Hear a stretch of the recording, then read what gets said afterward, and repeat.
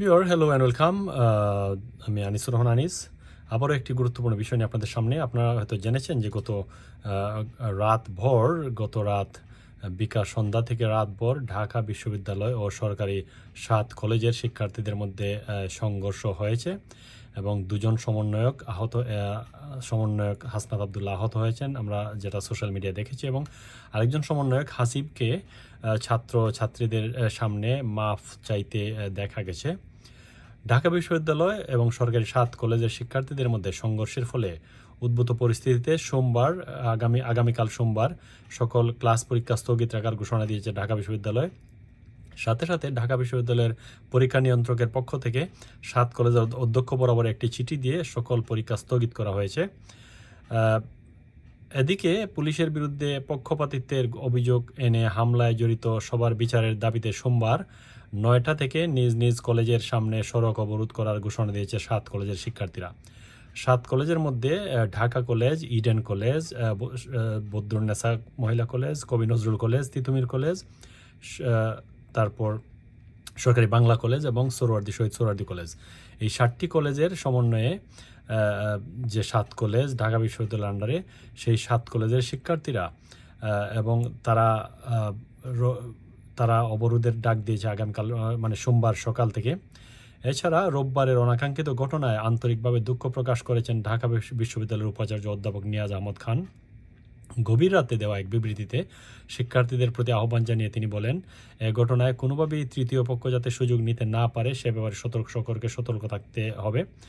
আমরা বিভিন্ন social media, বিভিন্ন নিউজে আমরা দেখেছি যে রাত 3টা পর্যন্ত সংঘর্ষ চলছে এবং 7 কলেজের সাথে ঢাকা কলেজের শিক্ষার্থীদের সাথে তিতুমির কলেজের শিক্ষার্থীরাও মিছিল সহকারে যোগদান করেছে তাদের সাথে। এর আগে 5 দফা দাবি নিয়ে ঢাকা বিশ্ববিদ্যালয়ে আলোচনা করতে গেলে রোববার সন্ধ্যায় কলেজের অর্ধশতাধিক শিক্ষার্থীকে অপমান করেন বলে অভিযোগ তুলেন 7 কলেজের শিক্ষার্থীরা। এ ঘটনায় তার ক্ষমা চাওয়ার দাবি জানিয়ে রোববার সন্ধ্যা থেকে সায়েন্স ল্যাব মোড় অবরোধ এবং সেখান থেকে রাত 10:30টার দিকে ঢাকা বিশ্ববিদ্যালয়ের উপাচার্যের বাসভবনের দিকে মিছিল নিয়ে আসেন 7 কলেজের শিক্ষার্থীরা। নীলক্ষেত মোড়ে ঢাকা বিশ্ববিদ্যালয়ের মুক্তি ও গণতন্ত্র তরুণের সামনে অবস্থান নিয়ে বিক্ষোভ করতে থাকেন 7 কলেজের শিক্ষার্থীরা। এক পর্যায়ে ঢাকা বিশ্ববিদ্যালয়ের বিভিন্ন হল থেকে কয়েকশো শিক্ষার্থী বেরিয়ে এসে তাদের ধাওয়া করে। এতে নীলক্ষেত মোড় থেকে কিছুটা সরে যান 7 কলেজের শিক্ষার্থীরা। পরে তারা আবার একজোট হয়ে ঢাকা বিশ্ববিদ্যালয়ের শিক্ষার্থীদের ধাওয়া দেন। পাল্টাপাল্টিয়ে ধাওয়া চলে রাত 2:45 থেকে 3টা পর্যন্ত। এতে দুই পক্ষের অন্তত 10 জন আহত হন। দুই পক্ষকে নিবৃত করতে মাঝে অবস্থান নেয় পুলিশ। এ সময় 7 কলেজের শিক্ষার্থীদের ছত্রভঙ্গ করতে পুলিশকে সাউন্ড গ্রেনেড ব্যবহার করতে দেখা যায়। পরে পুলিশকে সহায়তা করতে 4 প্লাটুন বিজিবি মোতায়েন করা হয়। এক পর্যায়ে নীলক্ষেত নিউ মার্কেট এলাকা বিদ্যুৎ সরবরাহ বন্ধ করে দেওয়া হয়। এ সময় ঢাকা বিশ্ববিদ্যালয়ের শিক্ষার্থীরা ক্যাম্পাসে আর 7 কলেজের শিক্ষার্থীরা নিউ মার্কেট এলাকা শান্তিপূর্ণভাবে অবস্থান নেন। পরে রাত 2:45টার দিকে অবস্থান ছেড়ে নিজেদের ক্যাম্পাসে ফিরে যান। রাত 3টার দিকে 7 কলেজের পক্ষ থেকে নতুন কর্মসূচি ঘোষণা করা হয়। কর্মসূচির অংশ হিসেবে 7 কলেজের সামনের সড়কে সোমবার সকাল 9টা থেকে অবস্থান নেবেন এসব কলেজের শিক্ষার্থীরা। একই সঙ্গে ঢাকা বিশ্ববিদ্যালয়ের অধীনে ক্লাস পরীক্ষা বর্জনেরও ঘোষণা দেন তারা।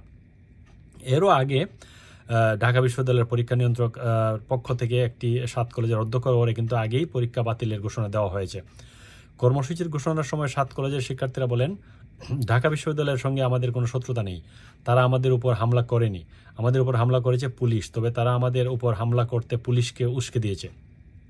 এর আগে ঢাকা বিশ্ববিদ্যালয়ের প্রক্টর সাইফুদ্দিন আহমদ জানান, অনিবার্য কারণে সোমবার বিশ্ববিদ্যালয়ের সব ক্লাস পরীক্ষা স্থগিত করা হয়। উদ্ভূত পরিস্থিতিতে ধৈর্য ধারণ ও সম্প্রীতি সৌহার্দ্যপূর্ণ সম্পর্ক বজায় রাখার জন্য ঢাকা বিশ্ববিদ্যালয় এবং অধিভুক্ত সরকারি 7 কলেজের শিক্ষার্থীদের প্রতি আহ্বান জানান ঢাকা বিশ্ববিদ্যালয়ের উপাচার্য নিয়াজ আহমদ। ঢাকা বিশ্ববিদ্যালয়ের উপাচার্য বলেন, সোমবার 7 কলেজের অধ্যক্ষদের সঙ্গে তিনি জরুরি বৈঠক করবেন। এর আগে আমরা কিছু সোশ্যাল মিডিয়ায় কিছু ভিডিওতে আমরা দেখেছি যে সমন্বয়ক হাসিবকে ছাত্র শিক্ষার্থীদের সামনে করজোড়ে মাফ চাইতে দেখা গেছে এবং সমন্বয়ক হাসনাত আবদুল্লাহকে হাসনাত আবদুল্লাহ আহত হওয়ার ছবিটি আমরা পেয়েছি সোশ্যাল মিডিয়ায়। ভিউয়ার, আসলে জিনিসটি খুবই দুঃখজনক যে 7 কলেজের সাথে ঢাকা বিশ্ববিদ্যালয়ের ছাত্রদের যে হামলা আমরা দেখেছি। কিছু সোশ্যাল মিডিয়ায় আসছে যে কিছু 7 কলেজের যে আন্দোলনকারী যারা ছিলেন তাদের পক্ষ থেকে কিছু শিক্ষার্থী ছাত্রী নিখোঁজ হয়েছেন এবং তারা সোশ্যাল মিডিয়ায় বিভিন্ন ধরনের মন্তব্য আসছে। আমরা আসলে বিশেষজ্ঞজনরা মনে করছেন যে এই 7 কলেজ সহ ঢাকা বিশ্ববিদ্যালয়ের মধ্যে যে চলমান সমস্যাটা শান্তিপূর্ণ সমাধান করা আসলে বুদ্ধিমানের কাজ হবে বলে অনেকে মনে করছেন। ভিউয়ার, ধন্যবাদ আপনাদের সবাইকে আমার সাথে থাকার জন্য, এবং আমার ভিডিওটি যদি আপনাদের ভালো লাগে প্লিজ আমার YouTube channel Anis pick ANIS Anis PICK one word Anis pick subscribe করে কৃতজ্ঞ রাখবেন। ধন্যবাদ আপনাদের সবাইকে।